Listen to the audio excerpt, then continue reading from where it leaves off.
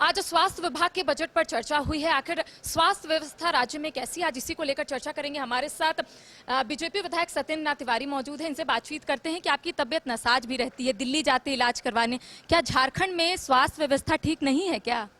ये तो देखिए, आप सहज आकलन कर सकते हैं।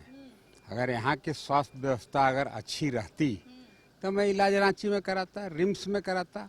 और मैं ही नहीं, हमें लगता है कि जो भी सक्षम लोग हैं वो बाहर ही जाके इलाज करा रहे हैं, क्योंकि उनको यहाँ के स्वास्थ्य व्यवस्था पर भरोसा नहीं है। आप खुद ही देख रहे हैं कि टीना के डिब्बा में लाफ जा रहा है, झोला में लाफ जा रहा है, उनको घर पहुंचाने का कोई मोक्ष वाहन नहीं है।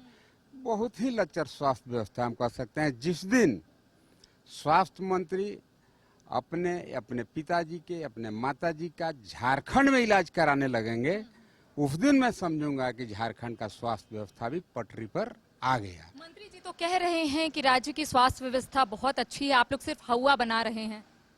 तो फिर जो 2-3 ठो नेता, जो अधिकांश नेता वहीं एक्सपायर कर रहे हैं दिल्ली जाके, अगर यहाँ इतने बेहतर रहता तो कहला एक्सपायर होते बाहर जा जाके। अभी आप वो देखे होंगे, चार्टर प्लेन चतरा में गुड़गुड़ा गया, 7 आदमी जा रहे थे इलाज करावे, इलाज का कराते कि रास्ते में गिर के मुँह गए।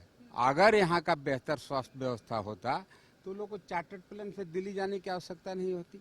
आज हमारे बीच देखिए दिसम गुरु जी नहीं रहे। स्वास्थ्य की लचर व्यवस्था का ही देन है कि उनको दिल्ली में जाके इलाजरत थे बेचारे। आज हमारे बीच पूर्व के जो शिक्षा मंत्री जी थे वो भी दिल्ली में ही अंतिम सांस लिए।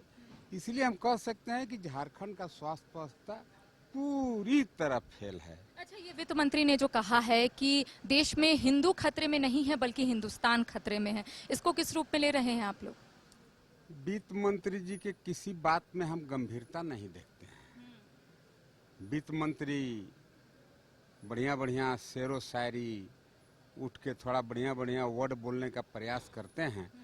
कल तक इसी भाजपा में थे, इसी भाजपा के चौकट पर नाक रगड़ रहे थे कि हमको भाजपा से टिकट दे दो।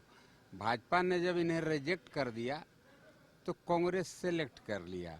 भाजपा में वैसे लोगों को हम लोग रखते तक नहीं है, आप ऐसे अंदाजा लगाइए। ये कहा जा रहा है, आप लोग पर आरोप लग रहा है कि आप लोग सिर्फ हिंदू मुस्लिम करते हैं, डीजे बजाने पर जो रोक लगी है इसको लेकर आप लोग बहुत अपना आवाज बुलंद किए, लेकिन अब गैस सिलेंडर का दाम बढ़ गया है, इसको लेकर आप लोग कुछ नहीं कह रहे हैं। छात्रवृत्ति छात्रों को नहीं मिल रही, केंद्रांश नहीं मिल रहा, इस पर तो आप लोग प्रोटेस्ट नहीं करते हैं।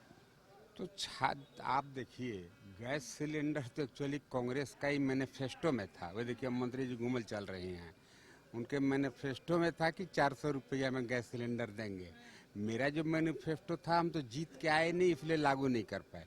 ये तो जीत के आ गई, लेकिन कहाँ गया इसका मैनिफेस्टो? तो आप लोग कॉपी कीजिएगा, अगर राज्य सरकार कुछ नहीं करेगी तो केंद्र सरकार ना करे तो ठीक है। नहीं, राज्य सरकार, अगर हम तो कहे कि राज्य सरकार दिवालिया की स्थिति में है, और जब राज्य सरकार दिवालिया होगा निश्चित तौर पर केंद्र सरकार संज्ञान में लेगा।